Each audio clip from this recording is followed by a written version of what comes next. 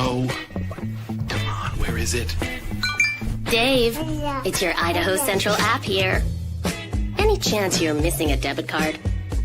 Let's get that taken care of for you. With ICCU's card control, you can turn any card off with the tap of your finger. You got it. And back on again. Out, out, out, out. The closest Idaho Central Credit Union branch is in your pocket. Pow day. Dude, let's go.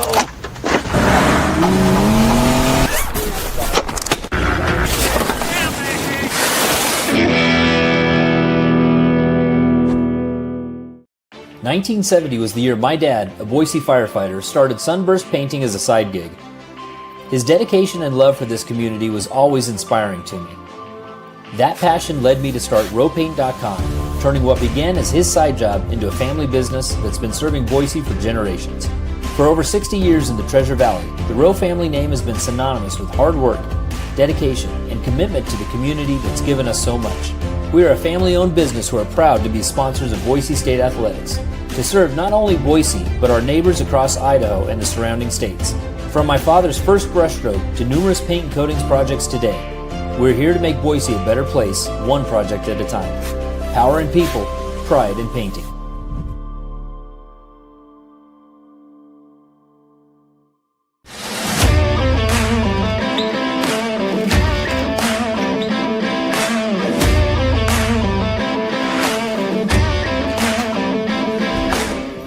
It's game day. Are you ready? Let's go!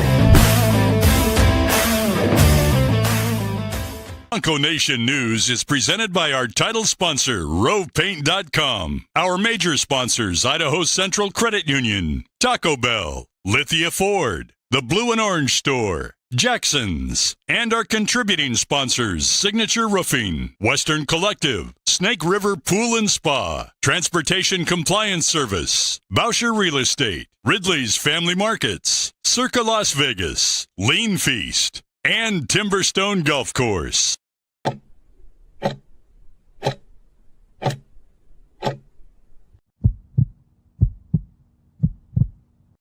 It's time for the Jacksons Postgame Show on Bronco Nation News. We're breaking down the game with highlights, interviews, analysis, and most importantly, you.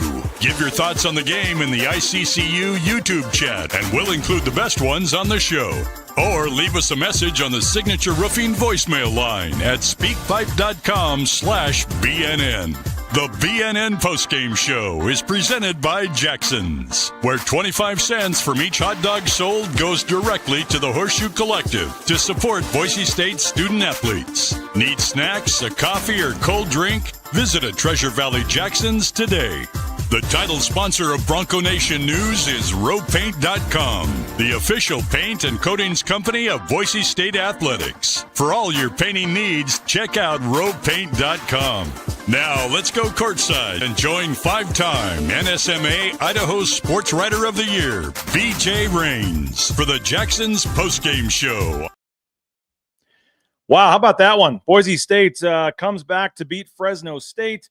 Final score 66-61. This is the Jacksons Postgame Show. Appreciate you guys for checking us out here at Bronco Nation News Live, BroncoNationNews.com. Make sure you hit up Jackson's 99-cent coffee anytime, any day using that Let's Go Rewards app. All right, want to get your thoughts, your comments. We got a lot of comments already in the holster here, so get them in. And we appreciate all of you for joining us tonight. And that was almost a disastrous loss for Boise State, trailing 59-56 with 4:50 to go in the game. Broncos end the game on a 10-2 run, come back and win the game 66-61. I enjoyed myself. I watched the game like most of you typically do. I had a Western Collective cold one, and I had some Buffalo Wild Wings delivered to my house, and I watched the game and took some notes and things while eating some good food and having a couple beverages. So now I know what it's like to not go on the road for a game or not be covering a game. And it was actually kind of enjoyable. So I enjoyed that, but I will be at Air Force and we'll be at every game the rest of the season. So heading out Monday to Air Force, stayed back for this one for my son's birthday party tomorrow. that there was no flight from Fresno that would have got me back in time. So almost was super glad I didn't go with the way the game was going there. That could have been an interesting post-game interview with Coach Leon Rice and company. But as Jason says, a W is a W, and give Fresno State a little credit. They come in 5-23, and by the way, we're going to have Nathan Carroll join us here shortly as well and get his thoughts on this. But Fresno State comes in 5-23. This is a 16-point spread, and they battled the entire game. And Boise State just didn't hit a lot of shots and had some turnovers. And just, I don't want to. I saw somebody on Twitter say they didn't come ready to go or didn't seem like they were interested or something. No, that wasn't it at all. They just didn't hit shots. Boise State went 7 of 29 from 3-point range. Boise State shot 24% from 3-point range. Boise State shot 37.5% overall from the game, 21 of 56. I mean, the Broncos had a 43-34 edge on the glass. They did a lot of good things. Helped Fresno State to 37% shooting. It really comes down to Boise State just missed a lot of shots. They had some easy layups right there at the rim they missed, especially in the first half. And then there in the second half, they continue to just really struggle from the outside. Alvaro Cardenas did hit a couple of massive threes for Boise State to bring them back in this game and take the lead. But overall, Boise State just missed a lot of shots, a lot of easy shots rolled right out, and some easy layups that rolled out, and some wide open threes. So I just thought overall Boise State could have I don't think they played in terms of didn't seem interested or thought they'd win this game. They had wide open shots and just didn't make them. So why didn't Rice pound the ball inside to Degenhart? I mean, they had a 7-footer in there. And they were obviously playing zone, so that's why Boise State was stuck shooting so many shots from the outside. As I said, Boise State took 56 shots in this game, and 29 of them were threes. So Boise State took more 3-point attempts in this game than they did 2-point attempts in this game. So, again, wasn't pretty. Understand it. It was just one of those, we said on the pregame show, you'd like to win this by 20 plus. That obviously didn't happen. It became pretty apparent there about midway through the second half where it's like, no, you just need to find a way to win this game. And so is it going to be the prettiest win on their sheet? No. Is it going to hurt them a little bit in the metrics? Maybe so. It was not a great game. They did not play great, missed a lot of easy shots, but you know what? As Creamy Cold Boise says, survive in advance, I suppose. Stress level reducing. Looked like Ian says last 5 minutes, actually the least stressful of the game. Looked like Fresno finally ran out of gas. Yeah, you had Boise State go down 59-56 with 4:50 to go in the game. And then it took all the way till Fresno State scoring with about 10 seconds or so left in the game. So Fresno State went over 4 minutes without a field goal. Boise State stormed back. How about Emmanuel Ugbo? Huge block at one end, and then he has the left. One of my buddies texted me. He said, season on the line. Yeah, left-handed hook from Ugbo. I love college basketball, and it's hard to blame him, but he had a couple big plays there. He had the huge dunk on the run out for the 66-61 final. So as Roy said, so much for easy wins, right? But they persevered and got a much needed W. Let's take a quick 30-second timeout. We're going to thank our sponsors here that make this show free of charge for you. We'll be back with Nathan Carroll and get his perspective in 30 seconds. Get your comments and thoughts in. Boise State survives. They had win again, 66-61 over Fresno State. We're back in 30 seconds here on the Jacksons Postgame Show. Bronco Nation News is presented by our title sponsor, RowPaint.com. Our major sponsors, Idaho Central Credit Union, Taco Bell, Lithia Ford, the Blue and Orange Store, Jacksons, and our contributing sponsors, Signature Roofing, Western Collective, Snake River Pool and Spa, Transportation Compliance Service, Voucher Real Estate, Ridley's Family Markets, Circa Las Vegas, Lean Feast, and Timberstone Golf Course. Back here on the Jacksons Postgame Show, we welcome in our man Nathan Carroll. Does a tremendous job helping us out at Bronco Nation News. And Nathan, I was sipping on a Western Collective Western Thunder during the game, and about midway through the second half, I said, man, I may need a couple more of those here. If this game doesn't turn around pretty quickly, the postgame show is going to be something special. But Boise State gets the win. We're using our Jacksons mug here on the Jacksons Postgame Show to sip on a cold one here in celebration for Boise State, I guess, as they hang on and win it. I could do this every game, Nathan, not go on have Buffalo Wild Wings on my couch and a couple beers and watch the game on TV. I mean, it's much easier for this way. Yeah. I know I saw you say on Twitter, you're doing it for your kid and being at his birthday party, but getting to be at home, have some wings, have a beer while you're, working. It's definitely tough to beat. But tonight was one that you definitely needed a beer or two to get through that performance. Yeah, I literally about midway through the second half got up, went over to the fridge and wondered how many I had left, because I was wondering if I need to make a run back to Jacksons or something here during one of the media timeouts, because I was like, all right, this could be a heck of a post-game show if AP and all of our friends and the trolls and stuff wanted to come back, and we thought we were going to see them for a while there. But Boise State, in the end, hangs on. As you can expect, the comment section is flowing here with plenty of thoughts. The ICCU YouTube chat, Tyree saying, thanks for the victory. Ugly, but a win is a win. Andrew says, wasn't pretty, but they got it done. Might hurt the metrics some. At least they won. Tyree says, get an EKG monitor on Leon and Burns. It wasn't pretty, and I know, you know the numbers a lot more than me, and I know a 5-point win when you're supposed to win by 14 is going to hurt you a little bit, but certainly doesn't hurt you as much had they lost the game. Yeah, I mean, when it comes to the at-large picture, a loss crushes your season because a loss hurts your resume metrics. Margin only really affects the quality, the predictive metrics, and it certainly hurt Boise in this one. I think came into this game at 43rd in KenPom. KenPom's updated, and Boise's down to 50th in KenPom. Part of that is there is a bit of a jumble of teams there right in that 40 to 50 range. Like, pulling it up now, the gap between 39th, which is New Mexico, and 52nd, which is Cincinnati, is 1.07 efficiency margin. So 1 point separates that entire pack. So it hurts Boise, certainly, not to be able to win by margin there. But that is a smaller part of the picture. You get the win. That's what matters more than anything, because if you pick up, I believe it would have been a quad 3 or quad 4 loss had they lost that one, you're done. Season at large picture is over. It's 3 games in Vegas. They were able to get a win. At large bid is still alive. Like there will be some overreactions, and certainly it's a game that there's not a lot of positives to draw from. But a win is a win. Still need to go 2-0 in these next 2, and you put yourself in position to be able to grab an at large. Devo Bronx saying, can't play on the road as if we don't care or don't want to be there. Pathetic. I didn't see any kind of lack of energy tonight, Nathan. I didn't see any kind of just disinterest. I just saw Fresno State hitting a ton of crazy step back shots in the first half, and I saw Boise State missing a lot of wide open shots. I don't think missing shots is like effort or energy or didn't want to be there. I mean, I didn't see it, and again, wasn't at the game, but watching it on the great Mountain West Network feed. No replays, by the way. I don't know how you guys do this. Luckily, Tuesday I'll be there at Clune Arena at Air Force, because that was a tough watch at times. But I personally didn't get that sense. They weren't interested or thought they'd win big or didn't show up. I just thought that Fresno State was hitting some tough shots, and Boise State at times was missing some easy ones.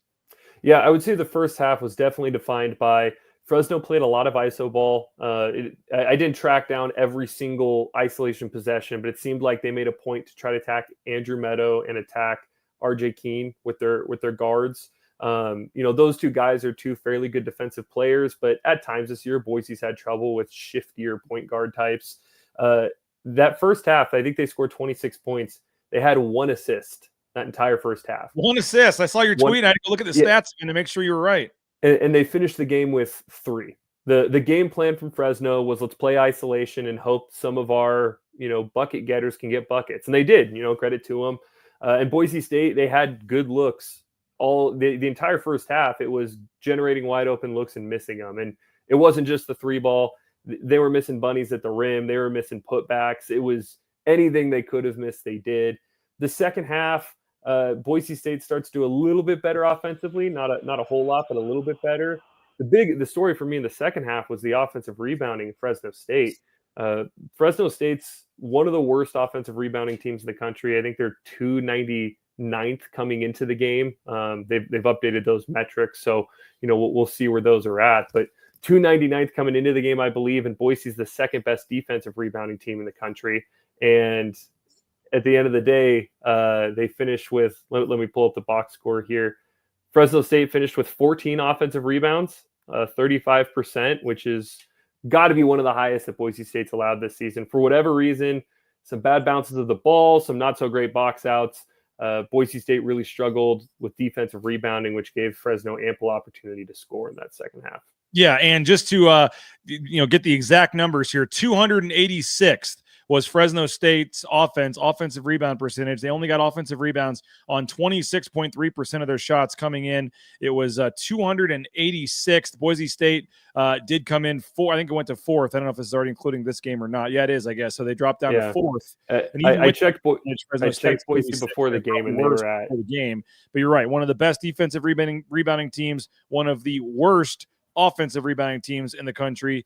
And yeah, they go get 14 offensive rebounds, but only 12 second chance points. I mean, you get 14 offensive rebounds, you'd probably like to have more than 12 second chance points. There were a couple of times where they didn't take advantage of the offensive rebound. Let's take a look at the full stats here. I'll put them up on the screen, Nathan, as we look through the box score here together. 66-61 is the final. Andrew Meadow, 22 points to lead the Broncos against 7 of 17. Andrew Meadow took 17 shots, including 9 three-point attempts against that zone in this game. And the 17, I would assume, has to be a career high for Andrew Meadow to take 17 shot attempts. And Tyson Degenhart, 5 for 10 from the field, 14 points. But I'd rather have Degenhart with the 17 attempts and Meadow with the 10, be honest. But Meadow obviously stepped up. That's the third game in a row where he's been above 17 points, and he's starting to really score for them, which has been huge.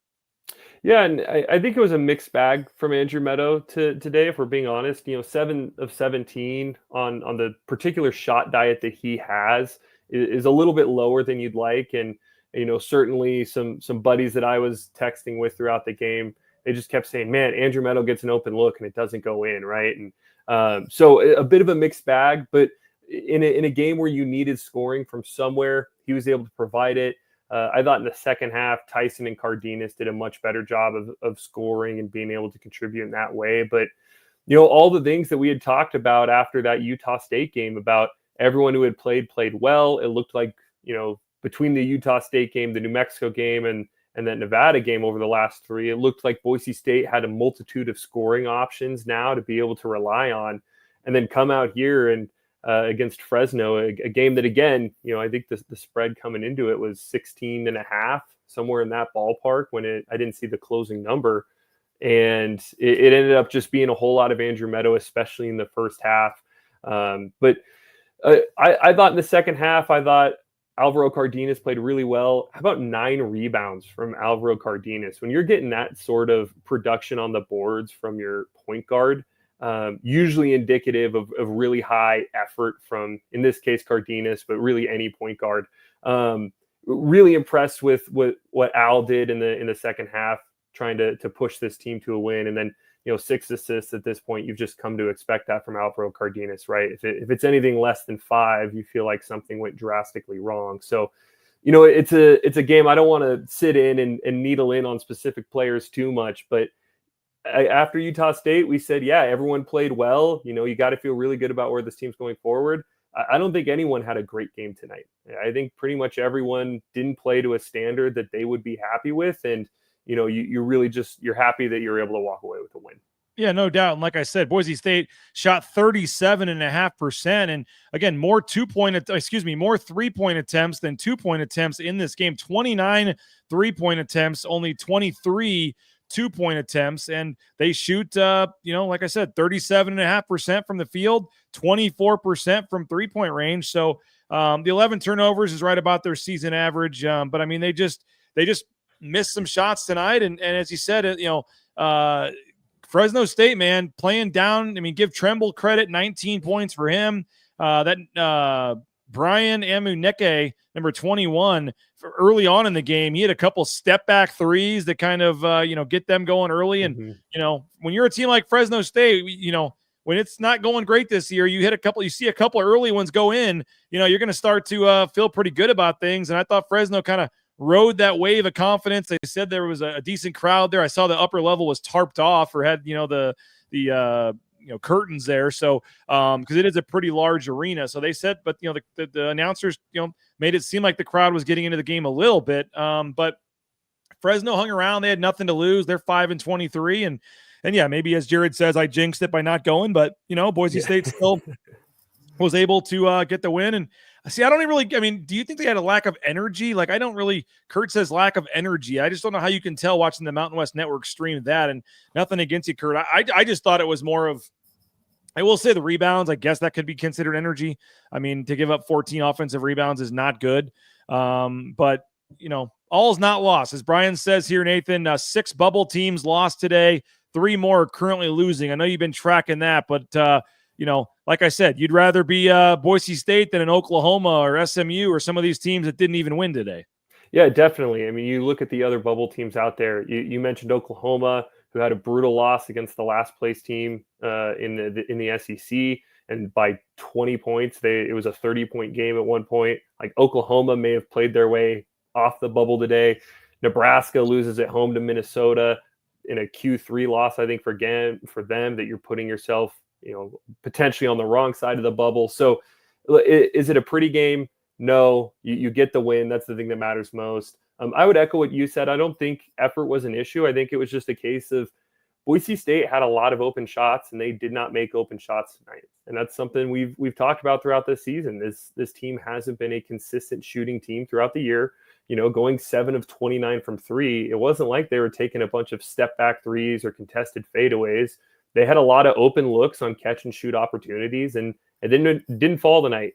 And I don't know what it is with playing on the road. I haven't dove into their specific shooting splits between home and road, but it seems like this team plays a lot better at home and shoots a lot better at home. I don't know if it's the ball, if it's the sight lines, if it's just travel, but something about this team when they're playing on the road just have not shot as well this year from 3, and saw that again today. So I think going forward, one of the bigger takeaways I have from this game is just when this team goes down to the Mountain West tournament, how much of that struggling to shoot on the road is going to kick in for them, right? We had seen in recent weeks, they'd started to bounce between, like, a bad shooting night from 3 was 31, 32%. You have a game like today where you go 7 of 29, you know, that's what, 24%, I believe, if my mental math is right there. Yeah, 24%. You're not going to win a whole lot of games shooting 24% from 3, especially when you're shooting over half your shots from 3. So, you know, again, credit Fresno State. I thought a lot of the offensive rebounding stuff was their guys were out there and putting in tremendous effort. I don't think Boise State had a lack of effort, but, you know, some bad bounces and the other team's trying hard. It can go that way. Fresno State's also got a sneaky amount of size. You know, Morsek is 7'1", Elijah Price is 6'9", Alex Crawford is 6'8". So a lot of those guys were able to go in and contribute on the boards for Fresno State and help out in that way. And I think just to kind of use some stats to back up that I don't think effort was necessarily an issue, Boise State had 5 blocks tonight. And I think all 5 of them were help defense on a rotation or a guy recovering after getting beat off the dribble. I thought defensively the effort was really high for most of the night. Thought they did a good job of playing team defense. The rotations looked crisp. So, you know, I would say that effort, not necessarily an issue, just a case of sometimes basketball is about making shots, and Boise State didn't make a whole lot of them tonight. No doubt. And it also comes down to, like, winning on the road in conference play is really hard. Like, let's dive in right now. Look at this score. Wyoming is beating San Diego State 47-46 with 14 minutes to go over on CBS Sports Network. They just had apparently about 3 technical fouls in the last minute. There's some the word that John Mallory just texted me was mayhem in Laramie. So we'll see what's going on there. But, like, it's really hard to win on the road in conference play. And so we'll see what happens with that San Diego State-Wyoming game. But Boise State was able to get the win. And Graham says Leon Haters will be out there again, but important to remember how hard it is to win on the road in this conference. And it really is. Every game is never – and maybe we took this for granted, just assuming they were going to blow these guys out. And they should have. I'm not trying to sugarcoat this. They didn't play great. They didn't cover the number. Like, yes, it was not a great win, but – you won the game, and at this point in the season, you know, style points do matter, but also the whether or not you're checking it, you know, in the win column or the loss column matters more at this point. And so it wasn't pretty. They could have helped themselves. They did drop 6 spots at Ken Pom. They went from 44 to 50. So that's not ideal, obviously, to drop 6 spots at Ken Pom at this spot in the season. But you know, Spencer says, big picture, great night, get a win. Bubble teams go down, SMU, Cincinnati, Oklahoma, Arkansas going down, and one of Georgia and Texas is going to lose also, although I don't know how much they'll get penalized for that. Jumpin' Idaho says ugly dub, but we'll take it. Wasn't pretty, but got it done. Howard wanting to fight me on Leon Rice, I guess. Needs to stand up and tell us all again how great coach is after this showing because he was out-coached for 37 minutes. Were they out-coached tonight? I can't say they were out-coached. I mean, when you're a coach, your job is to, implement sets that when Fresno's throwing out a zone that you're getting open looks.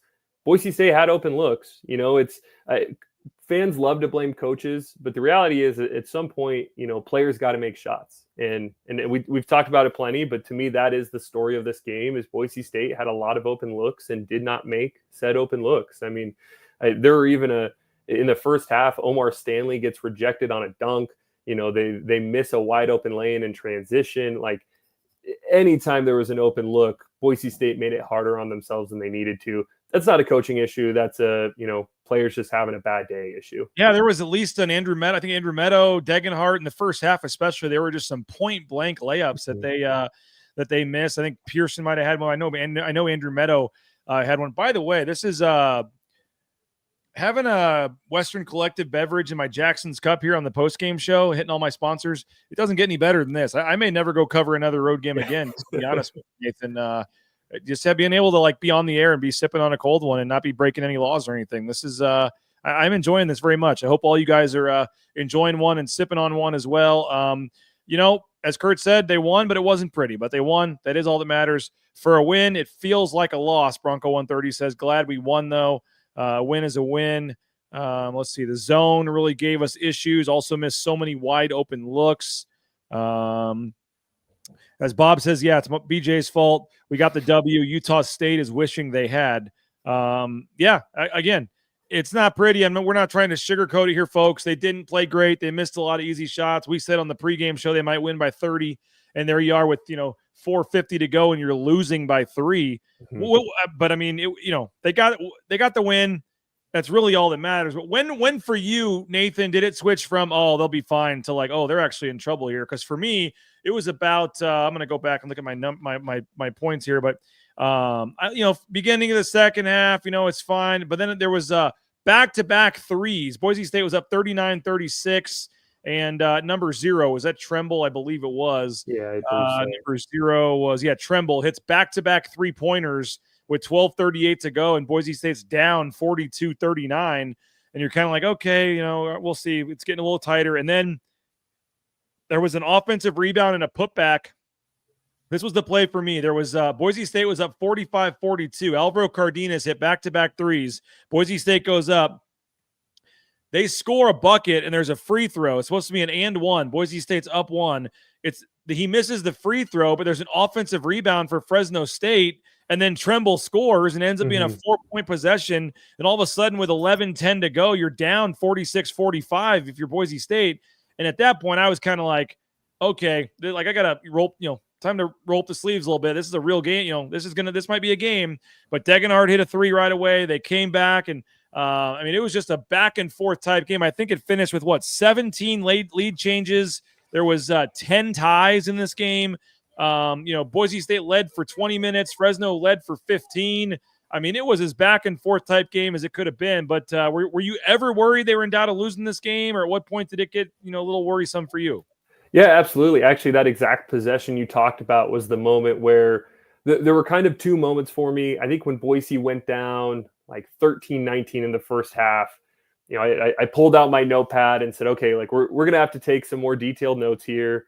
And then that possession is where I went from, okay, I'm taking some notes, but also kind of scrolling Twitter and, thinking about post-game to we need to lock in because this one is in serious risk of going the wrong direction. So, yeah, actually that exact same possession where they got the offensive rebound off the missed free throw. And again, just one of those nights where it seemed like everything that could bounce wrong for Boise State did. And it wasn't just bad luck, right? A lot of it is self-inflicted. But the ability to come through and win a game where everything is going against you, I think does show some competitive fire in this team, especially the way they did it. I think down the stretch after, I don't have the exact moment, but I think Fresno got to 58 points and then was scoreless for about 4:15. 59. It was 59-56 with 4:50 to go. and they didn't score for until there was about 10 seconds left. So they went over 4 minutes down the stretch without a bucket. That's when Boise State went on the 8-0 run to go from down 59-56 to up 64-59. There you go. There you go. I mean, that was the stretch that I thought showed a lot of competitive heart, and it wasn't, hey, we're more talented. We're just going to knock down 7 threes and open up a lead here. It was, we're going to lock in. We're going to play really good defense and not rely on, tough shot making. We're not going to rely on trying to get buckets to outscore them here. The ability to hold a team, even though it's Fresno, even though Fresno's not a great team, the ability to just hold them scoreless for 4 minutes, that's something that'll translate. That defense can translate for this team. So, I guess if you want to be encouraged by something, there's something to be encouraged by. Tyree says, really felt like we were destined to get upset about halfway through the second half. That's kind of about what the time in the game where we're talking about. Randy saying too many shot clock violations. James says, apparently your son wished for no replay when he blew out his candles today. TV coverage, as Jennifer says, not very good. But Mountain West Network, kind of what you pay for there. Yuck, yuck, yuck, but it beats the alternative. As Chase says, welcome to March. It's March 1st, right? So Jennifer says, can't assume that every game is going to be a blowout. A win is a win. Devo Bronx saying Carmichael, Buchanan both struggled. Bowie couldn't get out of his own way there. Luckily to pull out a W. Let's see. Keep the comments rolling here. Ton of open shots, but a lot rolled out. Shot clock management has been an issue all season. Nate commenting that I do have a Capital 11 hat in the background. So Travis Hawks, David Gardner, Nate, the whole crew there, Capital 11. Appreciate you guys. We got there's the hat right there. So, I am sporting the Capital 11 hat in the background here. And actually had to clean my office today for my kid's birthday party tomorrow. So I actually have a nice, you can't really see it here, but I actually have a nice, proud, clean office here if folks were to peek in here at some point. Let's see, just a big L when the coverage is on the Mountain West Network when Jay Tust is not on the call. I think we can all agree with that. Jay Tust on the call would have been nice. Meadow played well, and if you have any comments on any of these, Nathan, you can stop me. But Meadow played well, was solid. Deggy and Cardenas were like always. Thomas says the shooting percentage wasn't stellar for sure. Had open looks, just didn't knock them down, but battled through it. Randy points out the offensive rebounds, and that was a big story. They only had the 12 second chance points, but it seemed like they had some big points, at key times. And four, I know they have some size there, but a team that's 5-23 and kind of giving up on the season here, I mean, there's no reason they should have 14 offensive rebounds against a good defensive rebounding team like Boise State. Yeah, absolutely. That's to me, that's the one thing that if you're Leon, you come away from this game and say, okay, what happened here? Is it just a case of some bad bounces?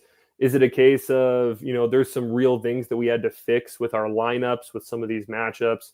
I think that's something that Leon's going to have to take a look at and really study that. But yeah, I think that, one of the comments in there said it. Boise State had open looks and just didn't hit them tonight, and when you're looking forward, right, if you want to be process oriented on this, getting open looks like that is going to be a good thing. That's a win, right? When Boise State's had bad offensive games this season, it hasn't been open looks that didn't go in. It's been a lot of they can't create open looks and everything's contested. So this wasn't a New Mexico in the pit or a San Diego State at Viejas type offensive performance. It was a lot more so just not knocking down shots, which I will continue to just come back on that because shooting's up and down, right? Ask anyone who's played basketball. You go through good stretches, you go through bad stretches. And if this is just an off night, I don't think that there should be overreactions the other way on this one. Mystery Man saying it's a win, but an ugly win. Tyree saying now 21-8, 13-5 in the conference, one day at a time. Mason, who sent us the video on the pregame show, he was at the game tonight. Appreciate him in Fresno there for sending us some video. Couldn't get their hands on a loose ball. Yeah, there were some 50-50 balls that kind of bounced not their way. But Jason says you play a bad game and still win, take it and move on. And we say that in part because you check in, and again, Wyoming is still hanging on to a 1-point lead here, 51-50 with 11 minutes to go in that game. So never an easy trip on the road in the Mountain West, and San Diego State, who has for years complained and tried to get out of going to Laramie. I mean, it would be pretty fitting for them to lose this game. I think they've only gone to Laramie like 4 of the last 8 years or something. They've been pretty good at avoiding that. The one place the one team that never goes to Laramie ends up being San Diego State somehow. So that would certainly be interesting if they were. And that would change the whole dynamic for the 4-5 game in terms of the tiebreakers. Maybe at some point before we get out of here, Nathan, we can look at kind of the seeding scenarios and what all that means. John saying hope is still alive. That's all that matters. Jason pointing out Chris Lockett getting some minutes. What'd you think of Chris Lockett getting thrown in there? Yeah, I had the same reaction. I just tweeted it out. Chris Lockett minutes, ? Just more out of surprise, right? And there was a moment earlier in the game where Leon, I wanted to tweet that too, but I was like, chicken wing in both hands, just like, all right, I'm not going to deal. But I was like, what are they like? I know Bowie hadn't played great, but I was not expecting to see Lockett come in there. Yes.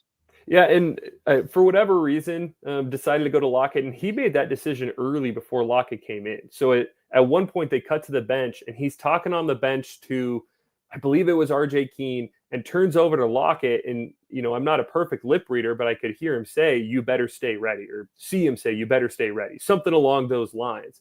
So he knew for whatever reason that this could be a Chris Lockett game. Look, when Lockett's gotten minutes this year, he's provided offensive rebounding. I think he's a capable passer, and he's a guy who's historically been willing to shoot the ball. And, it felt like at times in that first half, Boise State maybe a little too unselfish with the ball, right? Guys in spaces where they could score and instead trying to force a pass that leads to a turnover. I would love to be able to talk to Leon and just pick his brain, honestly, on why he decided to go to Lockett in that moment when he had kind of been played out of the rotation up until this game. But I thought Lockett gave good minutes tonight. I thought he was pretty decisive with the ball offensively. Defensively, I didn't really notice him, which is typically what you want defensively when you're just first watching a basketball game and not watching, for particular schematic stuff. I thought he gave good minutes, but definitely a surprise to see Lockett in there and getting not key minutes, really key minutes when Boise State was in a dogfight there. Yeah, we by the way, someone's saying that we should have just done play-by-play. We thought of it too late. There were people on the pregame show, offering up money to John Mallory. Maybe next year at some point we do that, where we have just a YouTube stream going and people can watch us on YouTube and watch the game on TV, and we kind of give our analysis or something during the game, and everybody can kind of chat together during the game. Maybe we figure that out at some point. I don't know. Folks are wanting me to block Pamela Anderson from the chat. To this point, hasn't really said anything that is really worthy of a ban. But we'll see. She said she's hasn't really commented on her son not getting much, not seeing the floor tonight. Wasn't really surprised by that. But let's see what else we got in here. Big win. Let's go. That was ugly, but I'll take the win. Seemed like there were more fans there in the second half than the first. Word travels quick. You opened up the doors and everybody over at Doghouse Grill across the street just came running over at halftime to come into the game, apparently. Tyree says this game was also their Super Bowl, nothing else to play for. Some teams really rally trying to play spoiler. Let's see what else we got here. Yeah, Bowie had a rough game, forced them to go with we do have news here from Pamela Anderson. She talked to Leon. He says Dylan will be playing next game. Time to unleash our secret weapon. So be ready for that next game. I was perusing some stats on the season. Dylan's actually the second most efficient scorer in terms of field goal percentage this year. So, keeping teams on their toes, I guess, when Dylan gets some run next game. But I guess one thing to keep in mind with this Fresno team that probably should have talked about a little bit more in pregame. Fresno was coming off a bye before this one. They had an 8-day layoff before this. Even when a team's bad, you get 8 days off and you have a chance to reset, get your head right, refocus. I believe I can't remember which player it was. I was listening to some of the Mountain West Network coverage and pregame show, and they were saying one of those players who played today was coming back from some eligibility issue. So look, maybe Fresno coming off this bye week that they just have, they finished the stretch a little bit hotter. He had 14 points. He was held out as part of the gambling thing, but I guess they looked at it and said that he was okay and let him back in today. Yeah, so you get the time off, you get one of your key players back, because Collins has been one of their highest minute getters this year. Maybe just a culmination of factors that led to them playing a little bit harder, and who knows, maybe they go out and beat Wyoming on Tuesday, or go to San Jose and beat San Jose, and we'll see. But I think sometimes we forget about the drain of a college basketball season, and just how effective having that extra layoff can be for a team. And I mean, we saw with Boise State, right? They lose to Colorado State up in Fort Collins, get a bye week after that, and come out and start playing a lot better basketball. So probably something that I know, like in my pregame coverage, should have maybe been a little bit more in tune for, that, hey, maybe Fresno does come out here with some different looks and a little bit more energy. But win's a win, right? Grant wants to know about Stanley not getting more minutes. Don't get why he doesn't get 5-10 more minutes, especially with him not having a single foul. Stanley got 17 minutes tonight, 5 points. He was 1 for 3 from the field, 3 of 4 from the free throw line, and 4 rebounds. So all things considered, I thought it was 17 fine minutes from Omar Stanley. He was, I know it's not the end-all be-all in basketball, but he was -9, though, which was by far the worst on the team. The plus-minus, he was -9. Yeah, and Leon definitely seemed to trust Ugbo down the stretch. And look, you want to talk about getting out-coached. He made the right call there, right? Ugbo, you talked about it, gets the block and then gets the bucket that ultimately gives Boise State the lead and essentially wins them the game. So, Leon rolled the dice with Ugbo down the stretch, and it worked. It paid off, which I think is one of the benefits of going 11 deep for as long as Boise State did, is now when you roll the dice on a guy like Ugbo late in the game, this isn't his first time getting serious minutes. He's played a lot of minutes, played a lot of games for this team. So you're going to have options late in games to roll out different lineups there. So, but I don't know. I'd have to rewatch to see if there was something going on with Stanley that caused him to not get more minutes. Hey, this is the Jacksons Postgame Show. We're taking your thoughts, your comments. If you got a question for Nathan and I got nowhere to be. I don't know what Nathan's time frame is here. We can keep it going for a little while longer if anybody's got any comments or thoughts. Again, Jacksons Postgame Show, 99-cent coffee anytime, day or night at Jacksons. And when the Broncos score 70, you get $2 hot dog and fountain drinks. Unfortunately, that did not happen tonight. But when the Broncos score 70, you can get a hot dog or fountain drink for $2 at Jacksons. And again, 99-cent coffee anytime, any place, using that Let's Go Rewards app from Jacksons. Our title sponsor is roepaint.com, roepaint.com. They just finished up a painting project on our house this week, and it's phenomenal. You wouldn't have never known there was a huge hole in the drywall, and it's just a tremendous job, as always, from roepaint.com, roepaint.com. Really appreciative of our title sponsor, Andy Rowe and Company. And next time you're looking for a painting project, concrete coatings for your back patio, your back garage, highly recommend roepaint.com. Hey, Taco Bell, we took the family there last night after baseball, and man, was it awesome. A lot of food for not very much money. Cheesy roll-ups, the Taco Bell special. My kids just love the cheesy roll-ups and the Baja Blast, what do you call them, slushies? Mm-hmm. They love those. And TacoBellWorks.com. Appreciate the SON Management Group, the Nicolason family, for their support. They're hiring, too. Get more information, TacoBellWorks.com. Hey, ICCU.com, Idaho Central Credit Union. Tyson Degenhart has a deal with ICCU, and they kind of helped. They were one of the first to step up in a big way to support Tyson. So Idaho Central Credit Union, ICCU.com. There's a branch pretty much on every corner.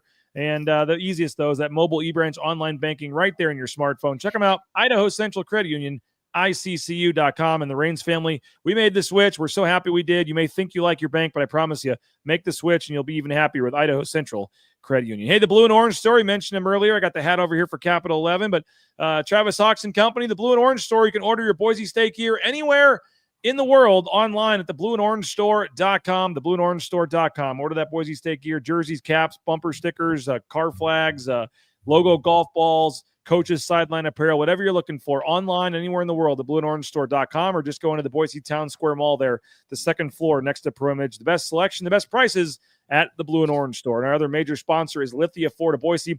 LithiaFordBoise.com. They had an event today. I hope you made it out there, where you could test drive an F-150 and have a Boise State football player riding shotgun with you while you drove around town. That was pretty cool to see Latrell Caples and company out there today. So Lithia Ford Boise, if you can view their full inventory online at LithiaFordBoise.com.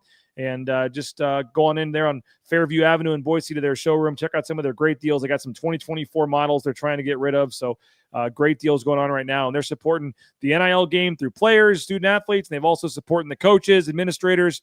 Lithia Ford Boise, they really support Bronco Nation News. They support Boise State Athletics. Return the favor for your next car or truck purchase at Lithia Ford Boise. All right, the comments continue to roll in. Colin says Fresno players had Boise to win and had Fresno in the points, I guess. Shrewd play by the Bulldogs, joking about the scandal there, betting scandal they have there. Meadow saved us today. 6 rebounds, 36 minutes of game action for him, 22 points. It was a game high for Andrew Meadow tonight. Bronco 130, 14 points for Deggs. Hope we don't see a Drimmick repeat in terms of the scoring. He was 72 away, so he is now 58 away. It's going to take a couple big games here for him to do it at home. Looking like the Mountain West tournament probably will be when he goes for that scoring record. That was his 11th career double-double with 14 points, 11 rebounds, 2 steals tonight. Keene hesitates a lot. He did hit a 3 early in the game. I like seeing that, but had a couple others that rimmed out. He had a big one there late in the game, which would have been a big shot from the corner. That one didn't go in. Let's see what else. More folks are wanting Pamela blocked. Let's see what else we got here. Play-by-play guy lacked energy. I thought he was fine. I mean, when you deal with the Mountain West Network, you're dealing with, I don't know how to say it, but homers, basically, folks that live in that town are either the women's play-by-play person or just someone that does some stuff there. So, I mean, it's typically someone that's a fan or at least covers that team, I guess you could say, for the most part on the Mountain West Network on the road. So I don't get to hear many of them actually ever. I sometimes go back and rewatch it, but I thought he was fine. I think he does the women's games for Fresno State, so it is what it is. I didn't really see anything there. I was in the building. They really were fighting tooth and nail for everything. I didn't pick up a lack of energy. I didn't get that either. James says my son blew his candles and they were down 3, gave us the win. Tomorrow's actually the party, so we haven't blown the candles yet or anything. We just spent all day cleaning the house and getting ready for the party. Sluggish start as for the bubble teams. A couple picked up huge wins today, but there are also some, Nathan, that took some losses too. Yeah, more losses than wins. The one team that picked up a massive win was Xavier. They beat Creighton by 22, if I remember correctly. But yeah, for the bubble, some good, some bad for Boise State fans today. We talked about it, I said Oklahoma earlier. It was Arkansas who lost to South Carolina, but SMU lost to Stanford. SMU's probably done. They probably have no chance at an at-large bid. Oklahoma's on the bubble. They lost to Ole Miss, which is good for Boise State fans. That Arkansas loss, by the way, was terrible. They had 12 or 14 points or something in the first half. I mean, they were terrible today. Yeah, it was not pretty. Colin Murray Boyles, South Carolina's, he's going to be like a top 10 pick. He had 35 points and just pretty much did whatever he wanted. For Boise State fans, that Arkansas loss is really going to hurt their at-large chances because you lose to an 11-17 team who's bottom of the SEC. I think that might be South Carolina's first win in SEC play. Arkansas is a team who is trending towards being in the field. They're going to be firmly on the bubble. Indiana picked up a win over Washington, which is a solid win, probably elevates them a little bit. And then North Carolina picked up a win against Miami. That's not really a needle moving game for the Tar Heels.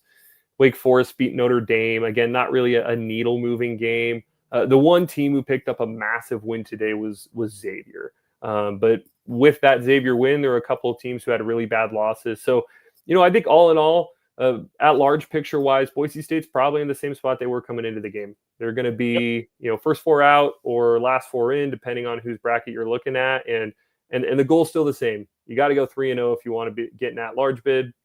They went 1-0 today. So, nothing too major, I'd say, on the at-large front for Boise State from this performance. James says this team's on an 8-1 run. If we don't lose to Air Force, I'll have a fit if we don't make the tournament. I think you got to win out. I think Air Force win is obviously a must, but I still think you have to win Colorado State. I don't think Colorado State has much of a chance. I saw some folks on Twitter trying to throw Colorado State back into the at-large conversation. I mean, they're playing well right now, but I just don't think they have metrics anywhere close to being good enough to come back and win. But either way, that sets up a massive game on Friday night against them. Let's see what else we got in the chat here. 2 big blocks for Ugbo. Jennifer's a big fan of your commentary there, Nathan. Not sure if your mom's name is Jennifer or No, it is not, but I appreciate the compliment, Jennifer. We got the scare out of the way. Beat Air Force by 20 is what Todd says. That'd be great. That'd be fantastic. And hopefully this was, like you said, get the scare, get the trap game stuff out of the way, and then you can just go beat Air Force. Texas getting pounded at home. They will drop, Kai says. Yeah, I haven't checked the score on that, but that's one that, Georgia and Texas are both at-large teams, and I talked to some bracketologist guys, and they were pretty decisively, Boise State fans should be rooting for Georgia in that one. You want Texas to get knocked off the bubble. And Georgia, they got that win over Florida. They're more likely going to be in than Texas will. So if Texas is down big, that's an ideal result for Boise State. Logan, kind of the theme of the night. They had the looks, just didn't hit them. Yeah. To be honest, JD says this was a win the coaches helped and strategized well down the stretch for someone that was ripping on Leon earlier. More people wanting Pamela kicked out of the chat here. Pamela saying not a troll. So yeah, actually Dylan Anderson's mom. That's what, no, Pam Anderson really is. Yeah. New tradition. These low-end road games, sip on a cold one, try that Manning-style stream for a game, see how it goes, how bad the Mountain West Network is. You know what? We may just pick a random game next year. I kind of like that idea. Let's pick a random game next year and just get Johnny and Jay and you and maybe Prater and the whole crew, and we just sit around on YouTube and talk during the game. Well, I mean, if we really want to do it big, we go down to Circa and get to watch it on the big screen and get a live stream going from the sportsbook there. All right, yeah, I'll work on that. I'll work on that. Tater Girl says, win is a win. Game doesn't inspire confidence. Bronco 130, would you say we tend to play to the level of our competition? I mean, I don't know if that's fair. I mean, you go back to look at some of the scores for Boise State. Did they play to the level of their competition when they, beat some of these teams pretty handily earlier in the season? I don't know. I wouldn't say. I mean, you beat Wyoming by 40 at home. Were you playing to the level of your competition? You beat Nevada by double digits. Fresno the first time by 22. San Jose by 27. I wouldn't. I don't necessarily agree with that, Nathan. I don't know about you. Yeah, I think that this team just, for whatever reason, struggles on the road. And that's really what it comes down to, right? You beat San Jose by 2 on the road. You beat them by 27 at home. You go through and look at their home games. They're blowing out New Mexico. They're blowing out Utah State. And when they play on the road, they're not blowing teams out. So, again, I don't know if it's the ball. I don't know if it's sight lines, but something's just a little off with this team on the road. I did catch early in the game there was something wrong with the ball. Did we ever get a conclusive what was going on with that? They whatever the ref said must have been funny because the announcers were laughing for like 20 seconds. It's something the ref came over and said, but I don't think they ever said specifically what it was. Something with there was something on the ball, some sort of moisture, I guess. I don't know. They couldn't dry it off, or it was sticky of some sort. I don't know if it was the referee's hair gel, or I have no idea what it was, but they apparently there was something wrong with the ball. Yes. Yeah, strange. We'll have to talk to Leon about that next time we get him and just, hey, what was going on with that? Because maybe they deflated the balls to try to get an advantage. Yeah. Luckily, they had another ball ready to go there. Mr. Buchanan chiming in. Good win. My prediction was way off. Broncos win. And Mr. Buchanan, yes, our predictions were off too. But in the end, like, any win's a good win at this time of year. You win the game. Doesn't have to be pretty. You move on to the next game there. Mike said he was going to have a heart attack. Let's see what else here. Leon said they changed the ball after the first 5 minutes. Yeah, they did. We saw that on the screen there, JD. Let's see. These games happen in these environments. Tough to stay high when you're playing a team like Fresno after facing Utah State and New Mexico. Yeah, maybe we didn't put enough stock into the letdown trap game type thing. I just thought this team was focused. I thought which I'm not saying they weren't. I just really expected them to come out tonight and just continue this. And they knew a quad 4 loss would kill them. And I just really expected them to come out and play better. And like I said, I don't think they had lack of effort, lack of energy, looked past anybody. I just think they missed a lot of shots in the first half in particular. Jason says we'll need to ball out in Colorado Springs. San Diego State losing could set up a tie for second. Would be great for Boise State.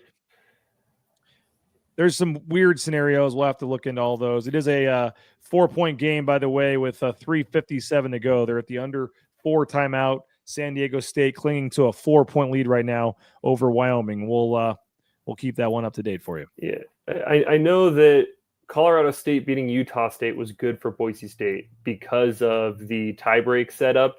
Essentially, you needed Utah State. Because I was thinking it'd be better for Boise State if they were in the 4-5 game with Colorado State at first. Maybe not now with how they're playing. I don't think San Diego State's a good matchup for them, but if Guat's out, maybe that changes things. I assume he didn't play tonight, but I haven't seen anything. I haven't noticed that. But I thought if you played Colorado State in the 4-5, that wouldn't have been the end of the world. But I guess you're probably right in terms of trying to get some sort of crazy tiebreaker. I just know Boise State losing twice to San Diego State hurts them in a lot of these tiebreakers. Right. So essentially, if CSU beating Utah State opens the door for if Boise wins out and SDSU loses one of their last three, I believe Boise is locked into the 2 seed now because of that Colorado State win over Utah State. Wow. So that's why that one was specifically important, because now I think all you need is a San Diego State loss and you get the 2 seed, which I know how big of an impact that is just because of the tip times. Getting a 2 seed versus a 3 seed, you're tipping off 2.5 hours earlier because that 3 seed game it tips off late.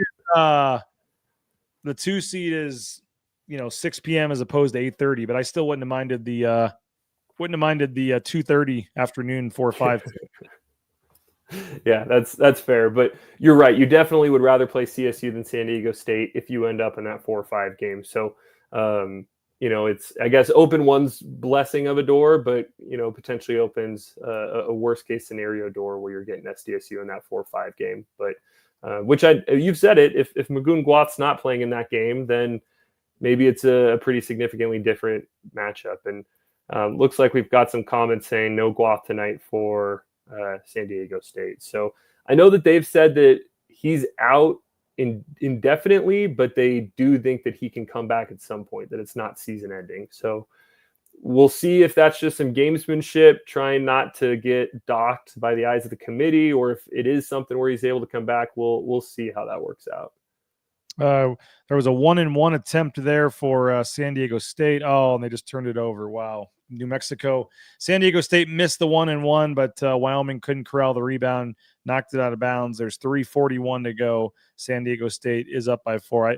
I could illegally pirate this game into the thread here, but I think that we would lose our $5 we're set to make on the YouTube ads here for this one. So I don't think I want to do that just quite yet on this one. But it is 3:30 to go. San Diego State has the ball. They are leading 62-58. But now that you're saying they can get the 2 seed, go Wyoming.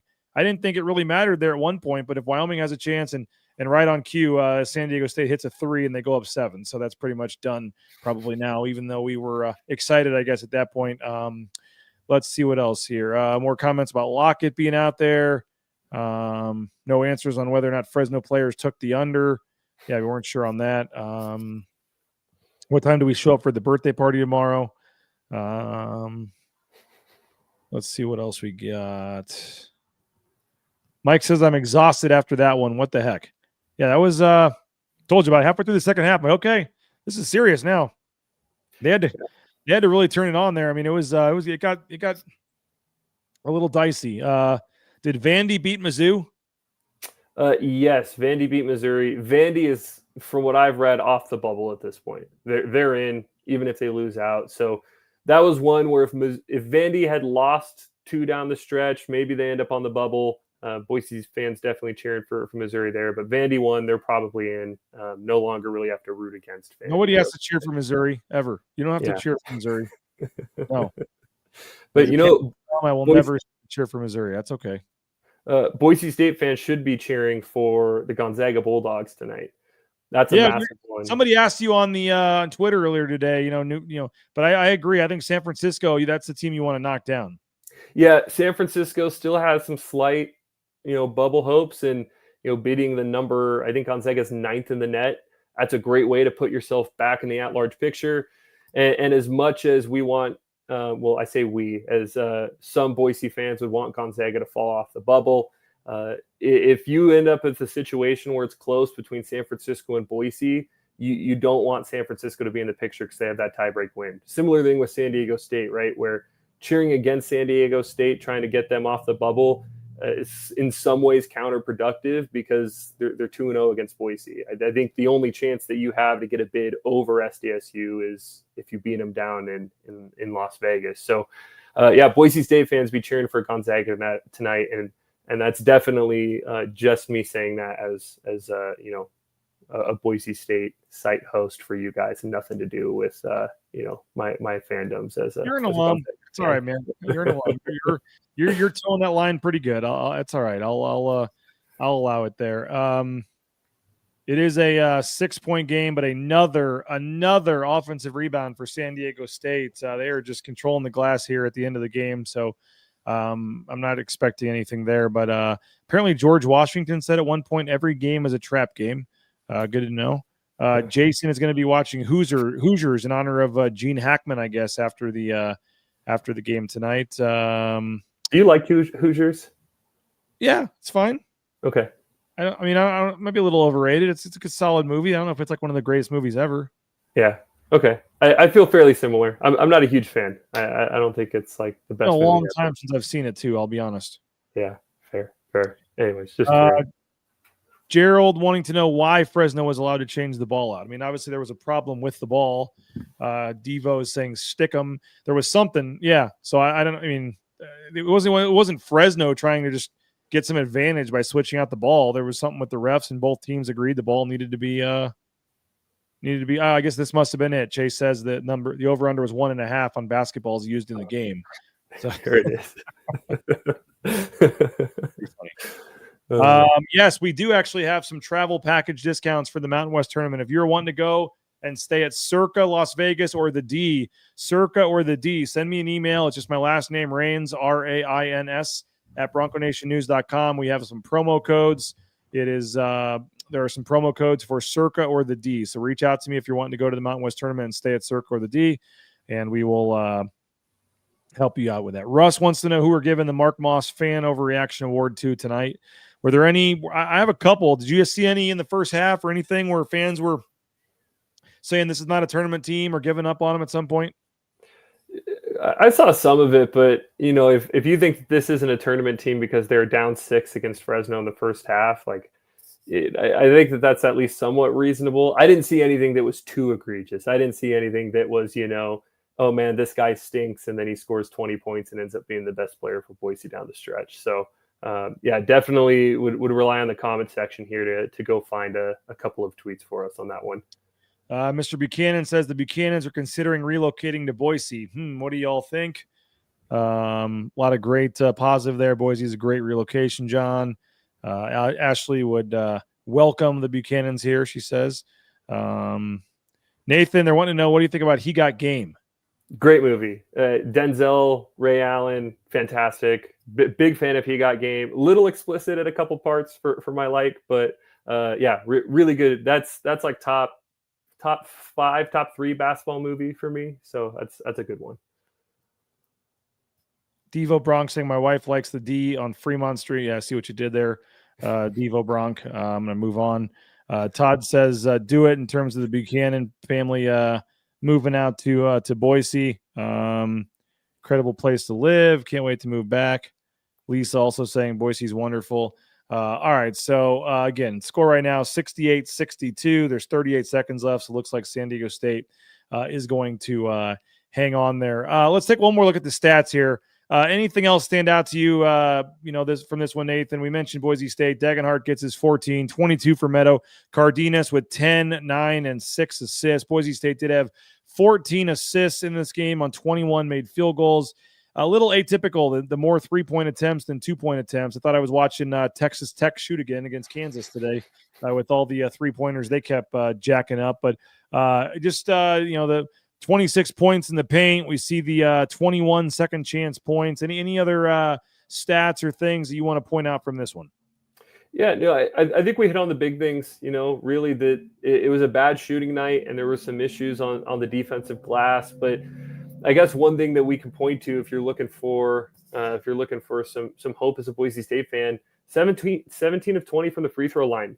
Right when you get into March, hitting free throws matters a lot. And conversely, Fresno State there shoots just 69% from the free throw line.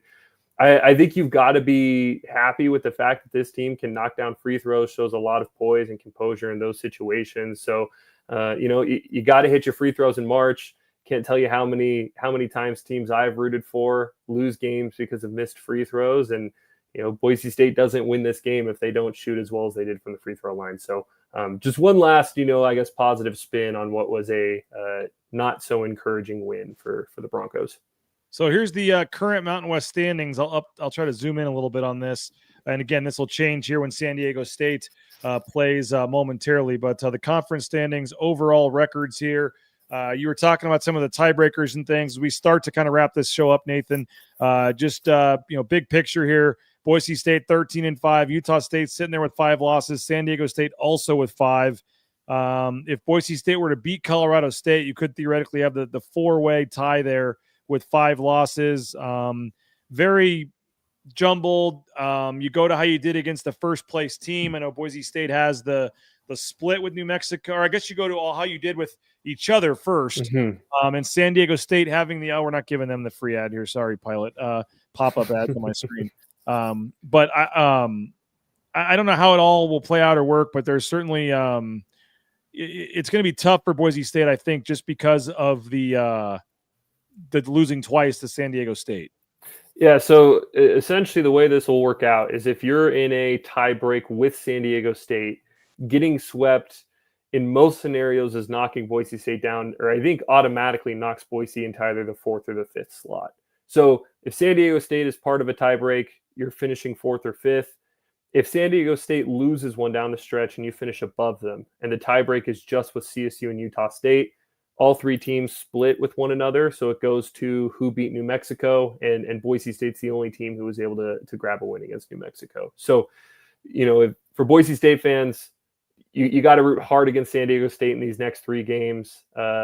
All 3 are winnable. All 3 are ones that they'll probably be favored in. Well, I guess, they're in the midst of probably beating Wyoming. But these last 2 games are fairly trappy, I would say. You get Nevada, who did not look very good last night. But you get Nevada at home. They close their season out with Nevada. But then they go to UNLV on Tuesday.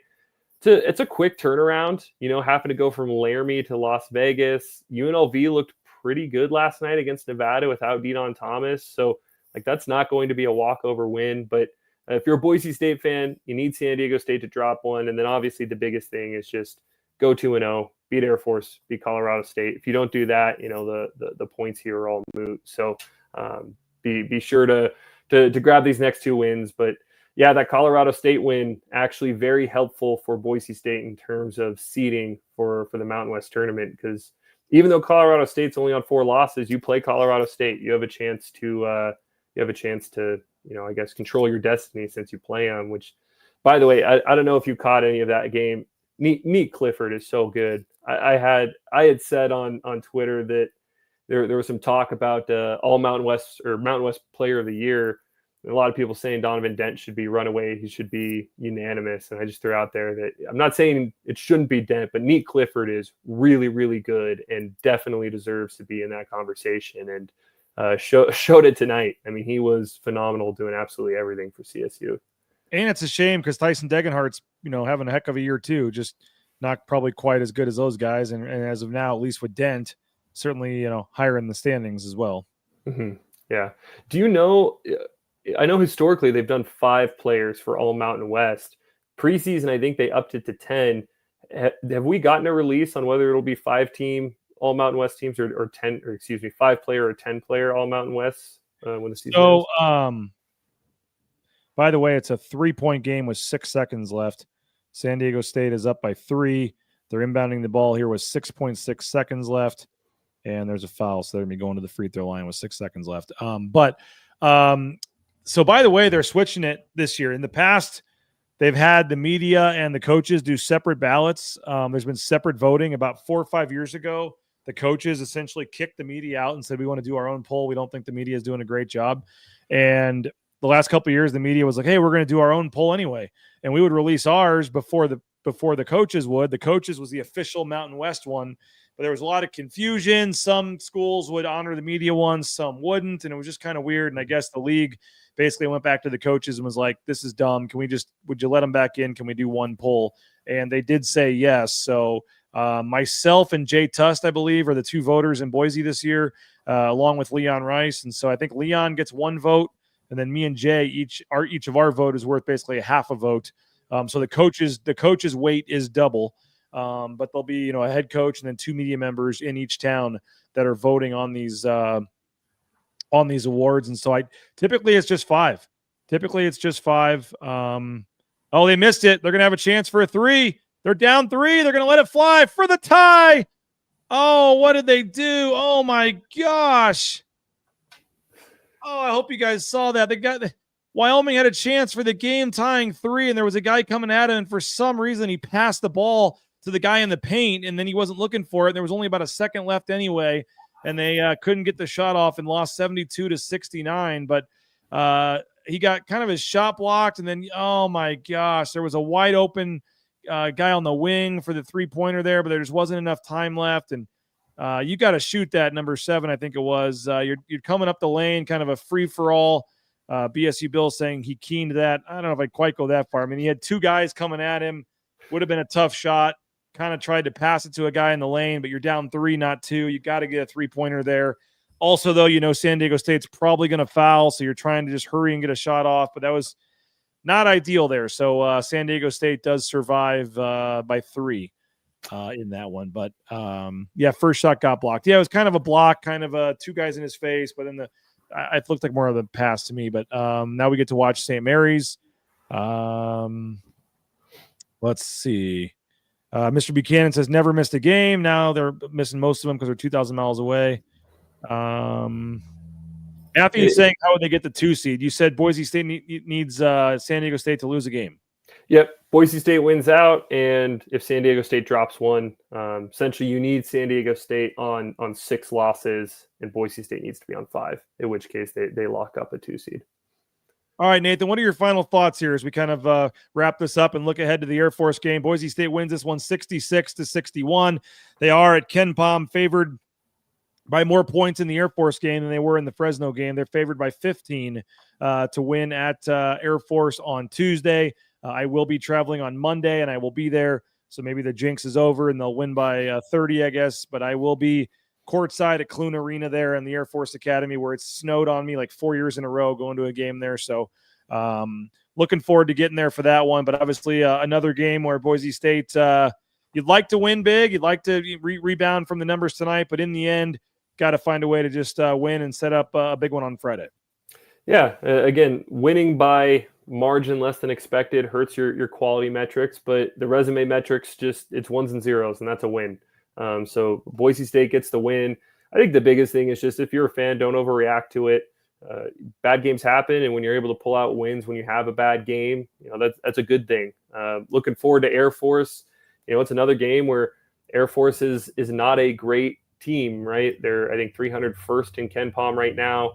The one thing that they do is they take a ton of threes. They chuck from 3-point range, and so from time to time, Air Force can get hot, and if they get hot, you're going to need to be able to score with them and do your best to close out on shooters. But yeah, I mean, Air Force is 4-25. They've got 1 win in Mountain West play, which was against Fresno in overtime. It's a game that, and we said it all the same things we said with the Fresno game apply for Air Force as well. It's a game you got to win. It's a game you should win by margin.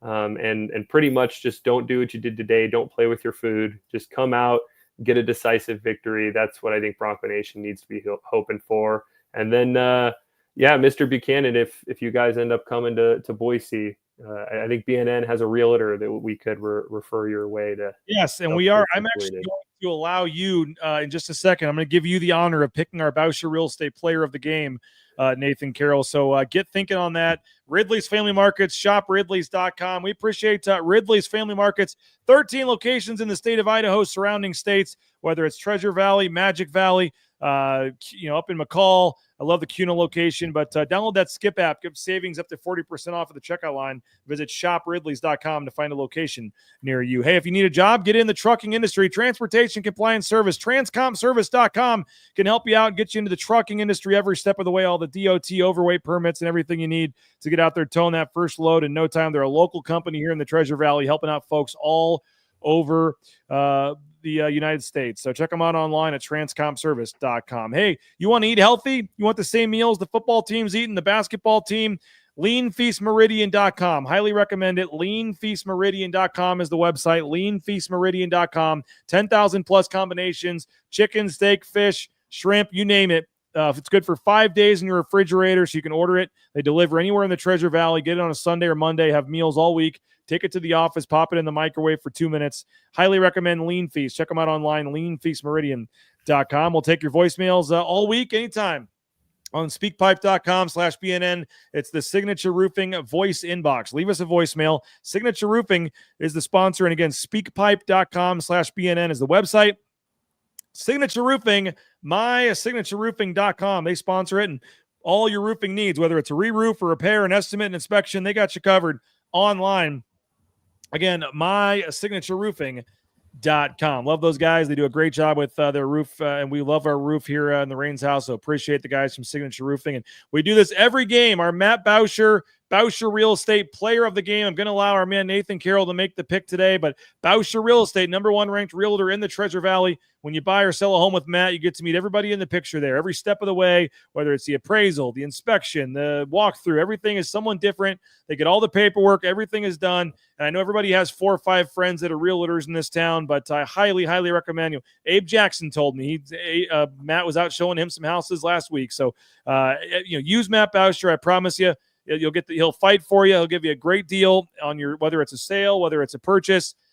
He thinks about things maybe you don't think about. I remember a couple of times when we were looking to, make an offer on a house. He's like, well, ask for this. And like, I never would have thought to ask for that. And he just does a tremendous job. He fights for his clients. I can't recommend him enough. Bauscher Real Estate online, BauscherRealEstate.com. Nathan Carroll, who wins the Bauscher Real Estate Player of the Game today? I think there's a serious case for Emmanuel Ugbo for how he finished that game. But I'm not going to go cute with it. I'm actually going to go with Tyson Dagenhart. I know Andrew Meadow was the leading scorer, had 22 points. When you take 17 shots, you should be scoring 22 points. Tyson had 14 points. It wasn't the highest scoring game for him, but an efficient 5 of 10. But he has 11 rebounds on a night where a big part of the story of the game was Boise State's inability to get rebounds. He finishes with 11 of them.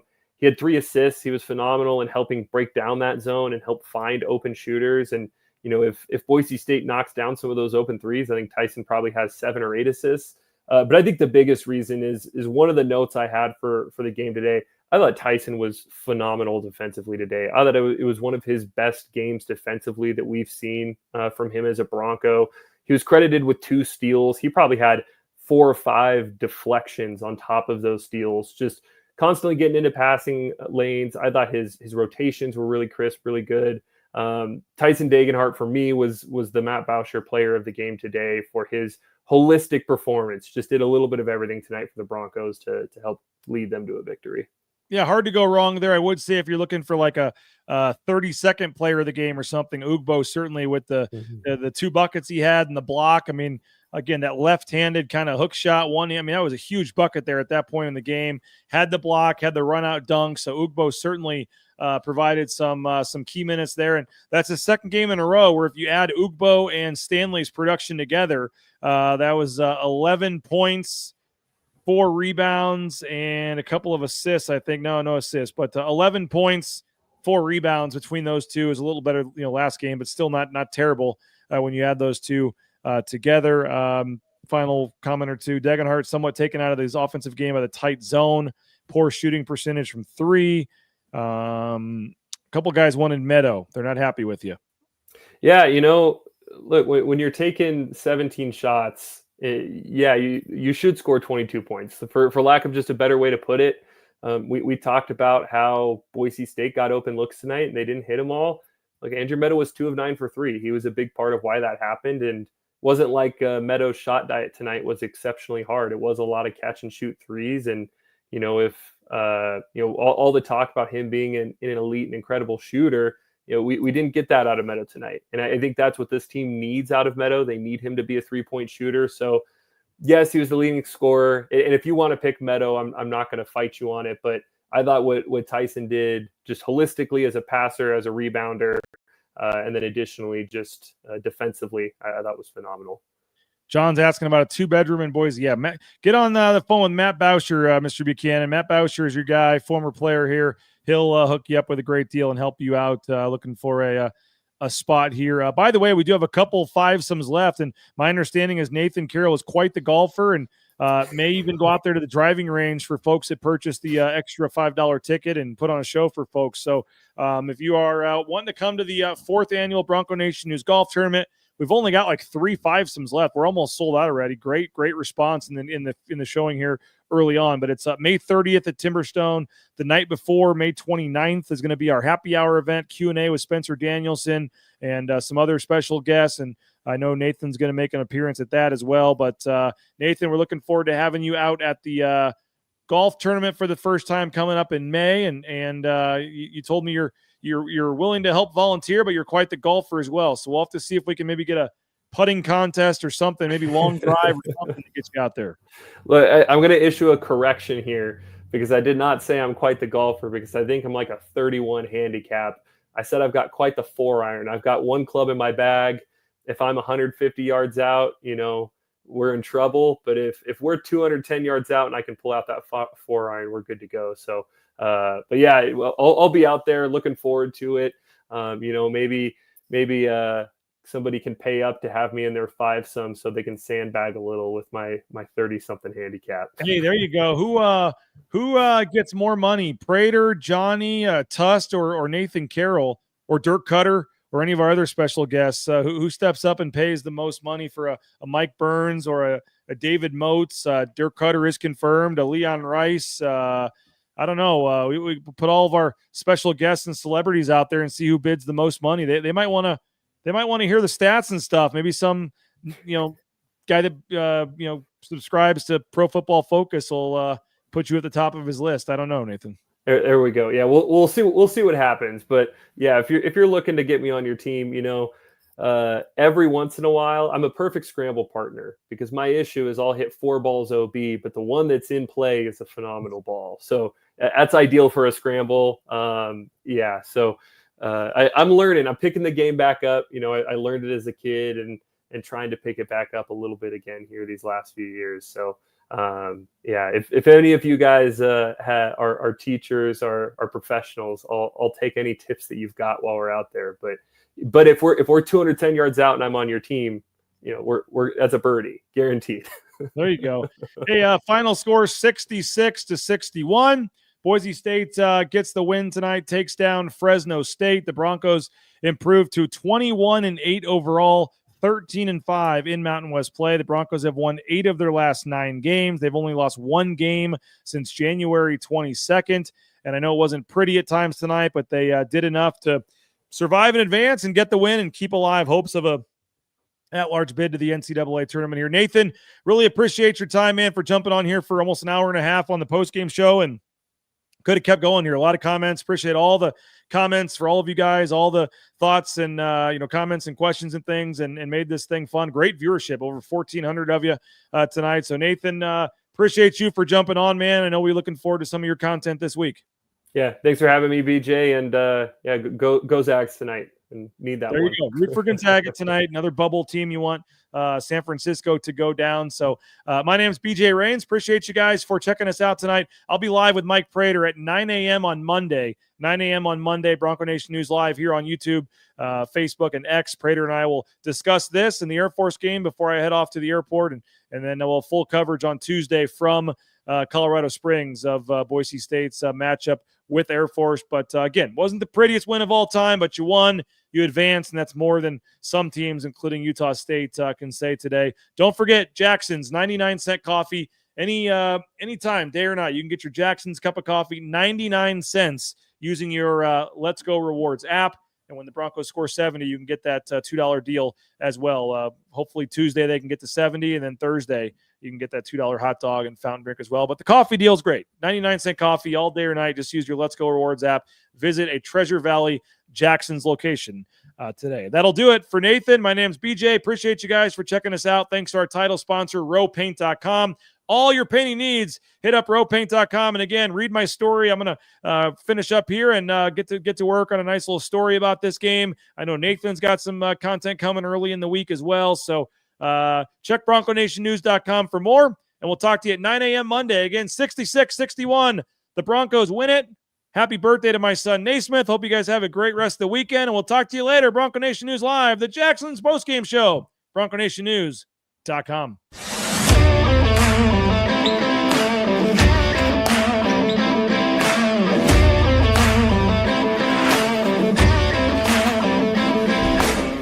It's game day. Are you ready? Let's go! Bronco Nation News is presented by our title sponsor, rowpaint.com. Our major sponsors, Idaho Central Credit Union, Taco Bell, Lithia Ford, the Blue and Orange Store, Jacksons, and our contributing sponsors, Signature Roofing, Western Collective, Snake River Pool and Spa, Transportation Compliance Service, Boucher Real Estate, Ridley's Family Markets, Circa Las Vegas, Lean Feast, and Timberstone Golf Course.